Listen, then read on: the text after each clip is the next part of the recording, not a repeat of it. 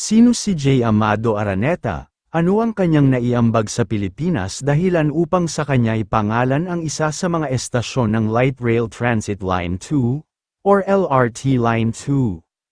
Si Jesus Amado Araneta o kilala rin sa pangalang J. Amado Araneta ay ang founder at builder ng Araneta Coliseum at nakakita sa Cubao bilang leading commercial spot sa Pilipinas noong huling bahagi ng 1950s. Siya rin yung taong naniniwala na ang bawat Pilipino ay nararapat na bigyan ng pagkakataon na magkaroon ng mas magandang buhay. Si Jesus Amado Araneta o kilala rin sa palayaw na Amading, ay isinilang sa Bago, Negros Occidental noong ika-26 ng Pebrero taong 1907. Siya ay pang-apat sa 10 anak ng mag-asawang Marciano Araneta at Natividad Sitchan. Siya ay nag-aral ng elementarya sa pampublikong paaralan ng Bago, sa Negros Occidental. Ipinagpatuloy niya ang kanyang pag-aaral kung saan lumuwas siya ng Maynila at nag-aral ng sekundarya sa LaSalle High School. Matapos makapagtapos ng sekundarya, ipinagpatuloy niya ito hanggang kolehiyo kung saan kumuha siya ng kursong Bachelor of Science in Business Administration sa Universidad ng Pilipinas at nagtapos noong 1930. Naalala siya ng kanyang mga kaklase sa Universidad ng Pilipinas sa pagpondo nito sa paglathala ng kanilang graduation yearbook, Filipination at ang pagpondo nito sa The Literary Apprentice magazine, na nilathala ng UP Writers Guild. Makalipas ng 3 taon, noong 1933 ay pinakasalan niya si Esther Bustamante Araneta na nag-iisang anak ng mag-asawang Don George Araneta at Amparo Bustamante. Sa kanilang pagsasama bilang mag-asawa, sila ay nagkaroon ng 3 anak na sina Judy, na ikinasal kay Senator Jerry Rojas, George, na ikinasal kay Miss International Stella Marquez, at Maria Lourdes, na ikinasal kay Dr. Raul Forres. Para maitaguyod niya ang kanyang pamilya, simula 1940 ay pinasok niya ang larangan ng pagnenegosyo kung saan pinasok niya ang pagnenegosyo ng asukal, or lucrative sugar industry, pagmimina ng ginto, or mining industry, paglalathala, or newspaper and magazine publishing, logang concessions, investment and finance, stock trading, entertainment, or sports promotion, at retail and property development. Maliban dito, pinasok rin niya ang Oil Processing Corporation, Perfumery, Film Production Company, at Jute Sack Making Corporation. Dahil sa napakarami niyang pinasukang negosyo, siya ay umunlad. Sa pag-unlad niyang ito, namuhay ng marangya ang kanyang pamilya, at bilang pasasalamat, ibinabahagi niya ang kanyang mga natatanggap na biyaya sa kanyang mga kababayan. Nang magsimula ang ikalawang digmaang pandaigdig sa Pilipinas noong ika-1 ng Setyembre taong 1939, lihim niyang sinuportahan ang mga sundalong lumalaban sa mga Hapon, o mga gerilya. Ang pagtulong niyang ito ay naging instrumento sa paglaya ng bansa mula sa mga dayuhang mananakop. Ngunit, nagkaroon rin siya ng malaking problema nang ang DMHM building and plant na kanyang ipinatayo ay isa sa mga nasira ng digmaan. Gayunpaman, ang kanyang mabuting kalooban at optimismo ang nagdala sa kanya sa pagiging mahalagang tao sa rehabilitasyon ng bansa. Matapos maging malaya ng Pilipinas sa mga mananakop, siya ay naging bahagi ng rebuilding process ng bansa sa pamamagitan ng pagiging aktibo sa politika bilang isa sa mga tagapagtatag at ingat-yaman ng Partido Liberal.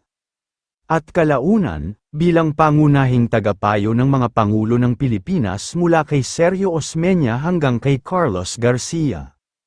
Humingi rin sa kanya ng tulong ang Pangulo noon ng bansa na si Manuel Rojas sa pagsasaayos muli ng mga nasira ng ikalawang digmaang pandaigdig. Nakumbinsi niya rin ang gobyerno ng Pilipinas na ibalik ang mga gilingan ng asukal sa kanilang lalawigan sa kaparehong kaayusan ng mga ito bago ang digmaan.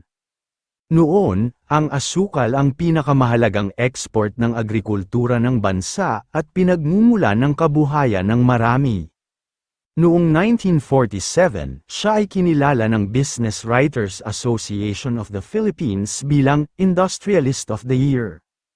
At nang sumunod na taon, noong 1948 ay muli siya kinilala ng Business Writers Association of the Philippines bilang Businessman of the Year and Sugarman of the Year.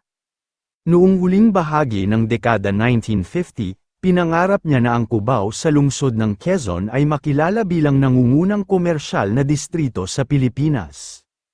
Kaya, mula 1952 hanggang 1955, siya ay bumili ng 35 ektaryang lupa sa pagitan ng Calle Quezon, ngayoy Aurora Boulevard, at ng North-South Circumferential Road, ngayoy EDSA, mula sa American Company na Radio Communication of America, o RCA.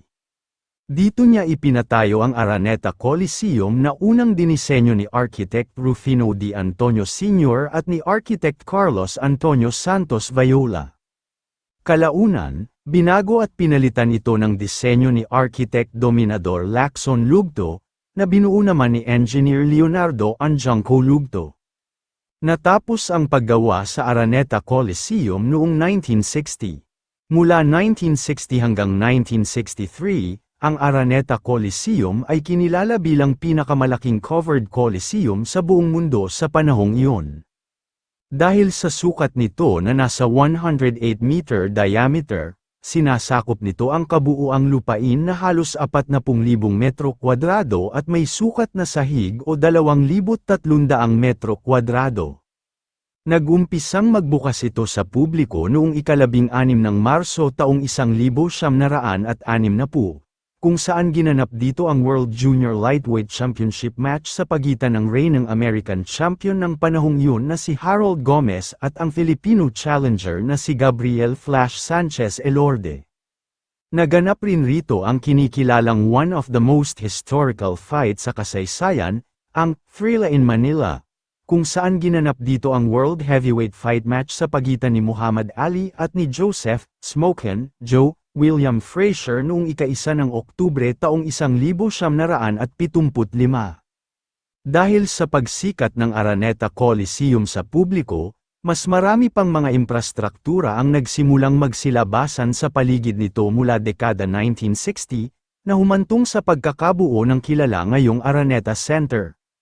Noong 1972, sila ng kanyang asawa na si Esther ay lumipad patungong Estados Unidos para sa isang business trip. Hindi na siya nagkaroon ng pagkakataong bumalik sa Pilipinas mula nang siya ay umalis ng bansa noong 1972 at makitang umunlad ang Araneta Coliseum na kanyang ipinatayo. Dahil, namatay siya habang nasa New York City sa Estados Unidos noong ika-17 ng Nobyembre taong 1985 sa edad na 78. Pagkatapos, inuwi ang kanyang mga labi sa Pilipinas at inilibing sa Loyola Memorial Park sa Marikina. Kahit na siya ay namatay na, hindi pa rin siya makakalimutan ng mga taong kanyang tinulungan tulad nina Carlos P. Romulo, na kanyang naging editor-in-chief, at kalaunan ay naging Minister of Foreign Affairs at President of the United Nations. Mauro Mendez, na kanyang naging editorial writer, at kalaunan ay naging Secretary of Foreign Affairs. Salvador P. Lopez, na kanyang naging Herald columnist, at kalaunan ay naging Minister of Foreign Affairs. Emmanuel Pelaez, na kanyang naging political analyst, at kalaunan ay naging Vice-Presidente ng Pilipinas. Vicente Albano Paces, na kanyang naging Herald City Editor, at kalaunan ay naging Press Secretary ni Pangulong Elpidio Quirino. Arturo Tolentino, na kanyang naging Legal Staff Member, at kalaunan ay naging Pangulo ng Senado at Kalihim ng Foreign Affairs. Hermenegildo Atienza, na kanyang naging Political Writer, at kalaunan ay naging alkalde ng Maynila at miyembro ng House of Representatives. At Modesto Far-Olan, na kanyang naging city editor, at kalaunan ay naging Consul General para sa Hawaii. Kung kayo ay aking tatanungin, anong masasabi ninyo sa talambuhay na ito, mag-comment lang. So, ayun lamang ang talambuhay natin ngayong araw, sana ay may natutunan kayo. Huwag na rin kalimutang mag-like at mag-subscribe para maging updated sa mga panibagong video. Maraming salamat po.